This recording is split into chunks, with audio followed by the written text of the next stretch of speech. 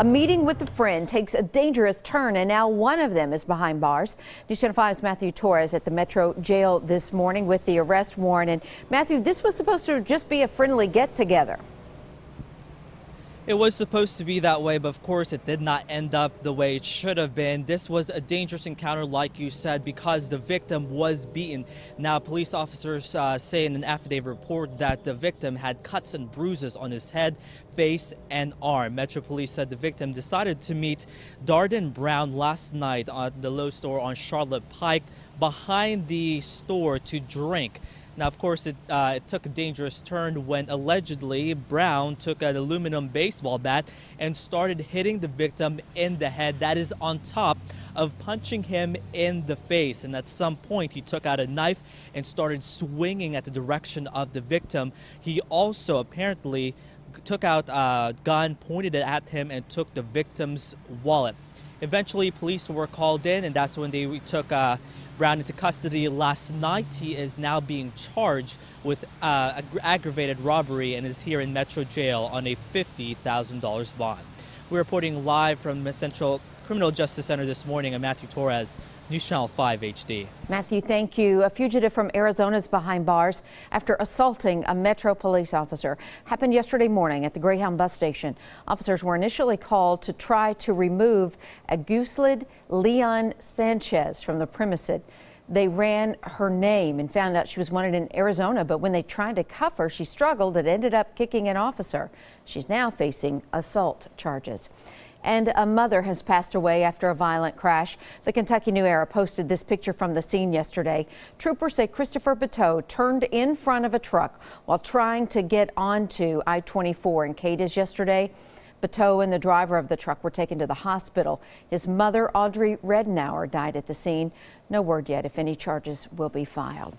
Two men charged in a grisly murder 2 years ago faced a judge for the first time. Trevion Clary and Sidney Jackson are charged with the murder of Alicia Jackson. The 20-year-old was found beaten and shot at her home in Christian County back in January of 2013. The Kentucky New Era reports Clary and Jackson both pleaded not guilty yesterday. A driver accused of killing a man in a wrong-way crash will go on trial this summer. Hopkinsville police say Jessica Tucker admitted to drinking before getting behind the wheel back in December of 2013. We are told the 34-year-old then drove the wrong way on Eagle Way bypass and slammed into another vehicle head-on, killing Brandon Tolliver. Tucker is charged with aggravated DUI, murder, and 2 counts of first-degree assault.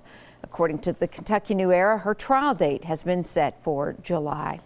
Well, she claims her elderly father was beaten while in the care of a nursing home, and now a woman wants answers. We want to warn you, some of the pictures that you see could be a little disturbing to you. Grover Ledford has spent the last few days at the Cookeville Regional Medical Center recovering. His daughter, Janet Heyman, tells us she was notified earlier this week that her father was taken to the ER after being beaten with a Coke bottle. She says the man who did it was a resident that staff members knew had a violent record. But I also trusted them to make the right choices on who they admit to that facility to keep all the residents safe and protected. We're told the resident who reportedly attacked Heyman's father has been removed from the facility. Administrators at the nursing home could not speak specifically about the incident, but they say they're following all state and federal guidelines. 3 Benton County women are in some serious legal trouble this morning. Investigators say a mother and her 2 daughters stole money meant for care centers. Vivian Parker and her 2 children run the ABC Nutrition program out of a home in Camden. The organization is responsible for dispensing federal grant money to adult and child care centers across the state. But investigators say Parker, along with Lisa Carter and Tracy Cody, kept more than $700,000 for themselves. All 3 women face multiple charges. And thanks to a tip, police were able to get a dangerous felon off the streets.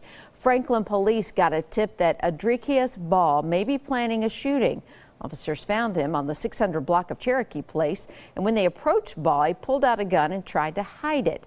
He was quickly taken into custody and was already wanted for a probation violation in Murray County. An educational assistant is placed on administrative leave by Metro School after being arrested. Gregory Beauchamp, who works at Overton High School, is accused of abusing his 17-year-old foster son. Authorities say it happened at the Guidance Center in Murfreesboro. Beauchamp has posted bond, and this is his first year as an educational assistant for Metro Schools.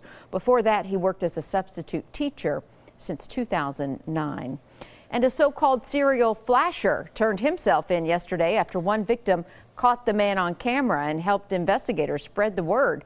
38-year-old Joshua Stiles is being held at the Montgomery County Jail. He's accused of exposing himself in front of two women in Clarksville, one at the Belk store, another at the Target parking lot. Police say he then drove to Nashville and exposed himself to a woman on Dickerson Pike. She is the one that got the picture and turned it into police. Two men caught on camera stealing from a school. Metro Police say they broke into Thomas Edison Elementary Sunday night. The men rummaged through several classrooms and took two iPads. They're believed to be in their teens or early 20s, so if you think you recognize them, call 74-CRIME. You can remain anonymous. New this morning, Columbia police are searching for a woman accused of shoplifting. Take a look at her picture. They say she was sticking merchandise in her purse and left a Dollar General on Nashville Highway without paying for it. She then drove off in a black Pontiac Grand Prix or a Grand Am style vehicle. If you have any information, you're asked to call Columbia Police at the number on your screen.